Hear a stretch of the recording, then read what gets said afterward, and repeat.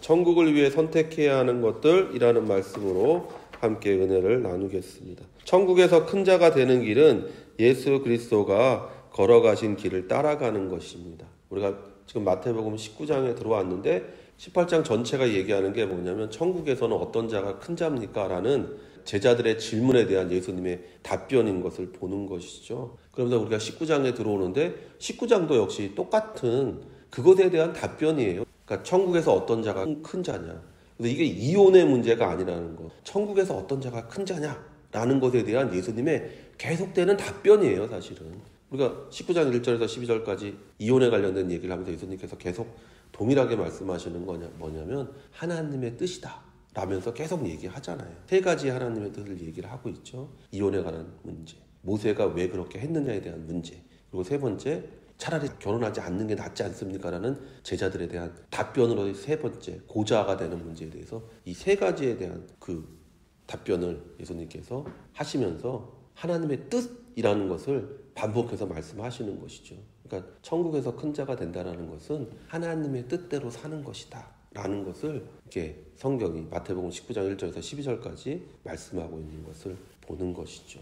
그러니까 결국 하나님의 뜻대로 산다는 것은 예수님이 걸어가신 길을 동일하게 걸어가는 것임을 우리에게 말하고 있는 것이죠. 마태복음 7장 13절에서 14절에 좁은 문으로 들어가라. 멸망으로 인도하는 문은 크고 그 길이 넓어 그리로 들어가는 자가 많고 생명으로 인도하는 문은 좁고 그 길이 협잡하여 찾는 자가 적음이라.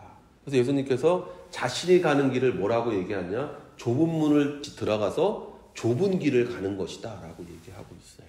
세상 사람들은 넓은 문으로 들어가서 넓은 길로 가서 결국 멸망에 이르는 길을 가는 것이고, 예수님은 좁은 문을 들어가서 좁은 길을 가서 결국은 생명으로 들어가는 것이다 라고 예수님께서 말씀하고 계신 것이죠. 좁은 문이 무엇이냐?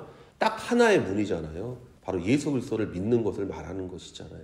예수님이 뭐라고 말씀하셨습니까? 나는 양의 문이다. 그러니까 그 문을 들어가야 되는 거예요. 그 양의 문을 들어간다는 것은 내가 그분을 믿고 또 그분 안에서 내가 살아간다는 것을 얘기하는 것이잖아요. 그리고 나서 또 좁은 길을 가는 거죠. 예수님이 걸어가신 길은 세상 사람들이 걸어가는 길과는 전혀 다른 길입니다. 그래서 우리가 사복음서를 읽으면 계속해서 유대인들이 그 예수님의 기적을 보고 예수님의 말씀을 들은 사람들이 예수님을 어떻게 하려고 하냐? 다 왕을 만들려고 하잖아요. 이 사람이 왕이 돼야 된다고 해서 다 왕을 만들려고 하잖아요. 그리고 제자들은 그 분위기에 휩싸여서 예수님이 왕이 되면 나는 어떤 자리에 앉을까? 이거를 생각하는 거예요. 그러니까 예수님이 걸어가신 길은 모든 사람들이 왕이 되기를 원했던 그 길이 아니라 저주받는 길을 가시잖아요. 나무에 달린 자마다 저주를 받는 것이라고 말씀하셨잖아요, 성경이. 그래서 예수님께서 그 저주받는 자의 길을 가시는 거예요. 무엇을 위해서? 우리 죄와 우리의 가난과 우리의 질병과 우리의 죽음과 우리의 모든 저주를 짊어지시기 위해서 예수님께서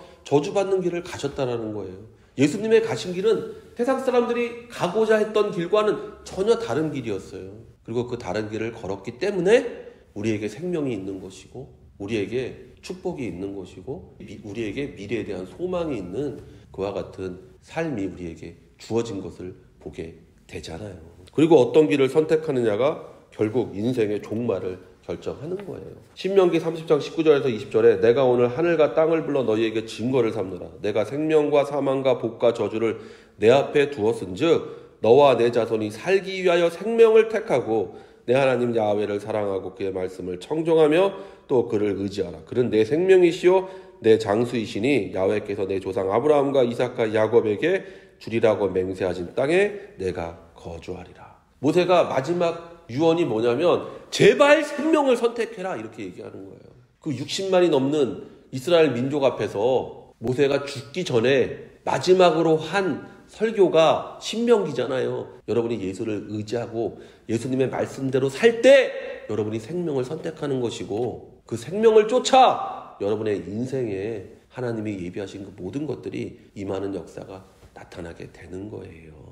그래서 모세가 마지막으로 유언한 게 너희가 생명을 선택하다. 하나님을 의지해라. 그러면 아브라함에게 약속하신 그 땅이 너희들 것이 될 거다 얘기하잖아요. 여러분이 예수 그리스도를 선택하고 예수 그리스도의 말씀대로 살기로 선택하고 여러분이 그분을 의지해서 살아나가면 예비된 축복이 여러분의 것이 되는 줄로 믿습니다. 예수께서 이 말씀을 마치시고 갈릴리를 떠나 요단강 건너 유대 지경에 이르시니 큰 무리가 따르거늘 예수께서 거기서 그들의 병을 고치시더라. 예수께서 이 땅에 오신 목적은 우리를 구원하시기 위해서입니다. 그리고 그 구원은 육체적, 정신적, 영적 구원의 전인적 구원입니다. 우리에게 죄 때문에 주어진 모든 것들을 회복시키기 위해 오신 분이 예수님이에요. 그러므로 누구든지 예수를 믿으면 영혼이 잘되고 범사에 잘되고 강건하게 되는 천국 축복을 누리게 되는 것입니다. 바리새인들이 예수께 나와 그를 시험하여 이르되 사람이 어떤 이유가 있으면 그 아내를 버리는 것이 옳으니까 예수께서 대답하여 이르시되 사람을 지으시니가 본래 그들을 남자와 여자로 지으시고 말씀하시기를 그러므로 사람이 그 부모를 떠나서 아내에게 합하여 그 둘이 한 몸이 될지니라 하신 것을 읽지 못하였느냐. 그런즉 이제 둘이 아니요 한 몸이니 그러므로 하나님이 짝지어 주신 것을 사람이 나누지 못할지니라 하시니. 천국 삶의 시작은 가정에서부터 시작되는 거예요. 바리새인들은 예수님의 인류의 가장 기초가 되는 결혼, 즉 가정에 대한 것으로 예수님을 시험하는 거예요. 하나님은 가정을 만드셨어요. 그러니까 마귀가 제일 많이 하는 게 뭐냐면 가정을 파괴하는 거예요. 왜 동성애를 반대합니까? 그게 가정을 파괴하는 거예요. 가정이 파괴된 결과가 지금 우리 이 사회인 거예요. 얼마나 난폭한 사회가 됩니까? 얼마나 거친 사회가 됩니까? 얼마나 무정한 사회가 됩니까?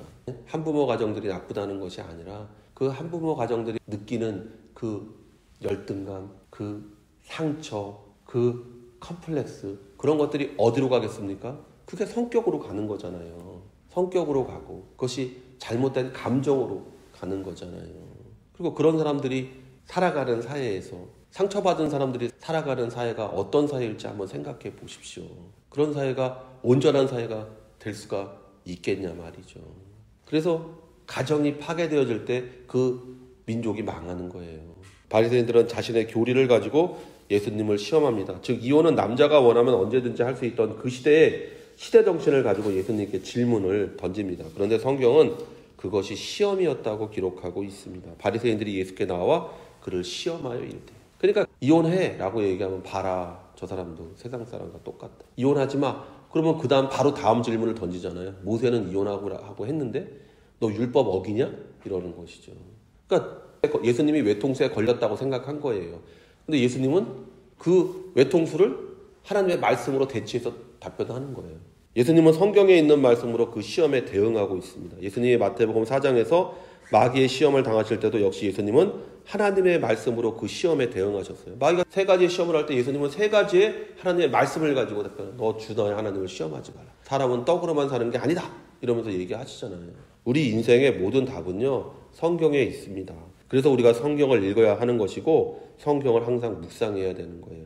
예수님이 마귀가 질문하는 모든 것에 대해서 성경으로 답변하고 바리새인이 질문하는 것에서 성경으로 답변하시잖아요. 인간의 지식, 상식, 철학, 경험이 결코 우리 삶의 기준이 되어서는 안 됩니다. 우리 삶의 기준이 성경일 때 우리는 천국에서 큰 자가 되는 것입니다. 여짜오되 그러면 어찌하여 모세는 이혼 증서를 주어서 버리라 명하였나이까. 예수께서 이르시되 모세가 너희 마음의 완악함 때문에 아내 버림을 허락하였거니와 본래는 그렇지 아니하니라. 내가 너희에게 말하니 누구든지 음행한 이유 외에 아내를 버리고 다른 데 장가드는 자는 간음함이니라. 바리새인들은 모세의 율법을 가지고 예수님을 몰아붙이고 있습니다. 모세는 이혼 증서를 주기만 하면 이혼을 자유롭게 할 수 있다고 명령했습니다. 그러나 예수님은 모세가 그렇게 말한 것은 너희가 완악하기 때문이라고 말합니다. 완악한 마음을 가진 사람들은 하나님의 말씀보다 다른 것을 기준으로 사는 사람들이에요. 우리가 회개하고 예수를 믿는다는 증거 중 하나는 우리의 마음이 부드러워진다는 거예요. 부드러워진 마음의 증거가 하나님의 말씀이 내가 살고 행하는 모든 것의 기준이라는 것입니다. 그래서 우리가 에스겔에 보면 돌 같은 너의 마음을 부드러운 마음으로 바꿔준다. 어떨 때? 성령이 임하면. 그러면 성령이 임하면 우리가 무엇을 한다는 거예요? 하나님의 말씀대로 살게 되는 사람이 된다는 것이죠. 그러니까 마음이 완악하면 안 돼요. 우리가 거친 사람이 되면 안 돼요. 우리가 아무리 힘든 일을 만나고 아무리 어려운 일을 만나고 아무리 괴롭고 힘들고 아파도 우리는 절대로 거친 사람들이 되면 안 됩니다. 우리는 절대로 딱딱한 사람들이 되면 안 됩니다. 우리는 예수를 믿고 성령이 충만한 사람이기 때문에 마음이 부드러운 사람이 돼야 돼요. 온유한 사람이 돼야 돼요. 우리는 잘 구부러지는 사람들이 돼야 되고 간용하는 사람들이 될 때 우리가 정말 천국에서 큰 자가 되는 축복을 체험하게 되는 것입니다. 그러므로 예수님은 본래는 그렇지 아니하니라 라고 말씀하십니다. 그러니까 우리가 본래 그렇지 않다라는 것은 너희들이 성경을 어기고 있다라는 것이잖아요. 우리는 본래 그런 대로 살아야 된다라는 거예요. 어떻게요? 하나님의 말씀대로. 근데 문제는 뭐냐면 여러분이 성경을 안 읽으니까 하나님의 말씀을 모르는 거예요. 그러니까 자기 생각대로 살고 그게 하나님의 뜻이라고 얘기하는 거예요. 가장 멍청한 짓이 뭐냐면 기도 많이 하고 나서 와가지고 이게 하나님의 뜻이라고 얘기하는 사람이에요. 성경 읽고 그리고 그것을 묵상하고 그리고 정말로 그런 거 하나님 앞에 기도하고 그리고 나서 얘기를 해야 되는 것이에요. 근데 성경 안 읽어요. 왜냐하면 성경 읽는 거 힘들거든요. 성경 읽는 거 쉬운 게 아닙니다. 성경 읽는 거 어렵습니다. 왜냐하면 성경은요, 내 양심을 찔러요. 내 철학을 반대해요. 내 상식을 반대해요. 내가 알고 있는 지식이 틀렸다고 얘기해요. 그러니까 힘든 거예요. 그런데 내가 성령이 충만할 때 성경을 읽어보십시오. 꿀송이처럼 달달한 것이 무엇이라는 걸 압니다. 아, 맞아. 이렇게 살았어야 돼. 맞아. 이렇게 했었어야 돼. 라고 자신이 말하게 되는 것을 여러분 경험하게 됩니다. 그리고 그 말씀대로 살 때 우리는 천국에서 큰 자가 되는 것입니다. 제자들이 이르되 만일 사람이 아내에게 이같이 할진대 장가들지 않는 것이 좋겠나이다. 예수께서 이르시되 사람마다 이 말을 받지 못하고 오직 타고난 자라야 할지니라. 어머니의 태로부터 된 고자도 있고 사람이 만든 고자도 있고 천국을 위하여 스스로 된 고자도 있도다. 이 말을 받을 만한 자는 받을지어다. 바리새인과의 논쟁을 듣고 있던 제자들이 예수님의 말씀을 듣다가 그것이 얼마나 어려운 일인지를 말합니다. 하나님 말씀대로 사는 거 쉬운 거 아니에요. 제자들이 얘기하잖아요. 차라리 그럴 바에 장가 안 가는 게 낫겠는데요. 그만큼 어려운 거예요, 여러분. 쉬운 거 같죠? 예수 믿는 거? 믿는 거 쉽죠. 믿는 것처럼 사는 게 어려운 거죠. 그러니까 세상에서 욕먹는 믿는 사람들 대부분 다 그렇잖아요. 예수 믿는 건 쉬워요. 죽어 천국 가는 건 쉬워요. 그러나 내가 살아서 천국을 누리고 천국에서 큰 자가 되는 건 그만큼 어렵고 힘든 일이라는 거예요. 그러니까 제자들이 똑같이 얘기하잖아요. 그러면 난 장가 안 갈래요. 성경대로 사는 거 결코 쉬운 거 아닙니다. 여러분이 하나님이 주신 성령에 충만하지 않으면 절대로 성경대로 살 수 없습니다. 그래서 우리가 자꾸 성령 충만 받으라고 얘기하는 거예요. 성령님이 우리에게 충만했을 때만이 우리가 하나님의 말씀대로 살 수 있는 능력 있는 사람이 되는 거예요. 그러므로 여러분 오늘 이 말씀처럼 천국에서 큰 자가 되기 위해서 하나님의 뜻, 하나님의 말씀에 순종해서 살아가는 그와 같은 복된 인생들 되시기를 예수의 이름으로 축원드립니다.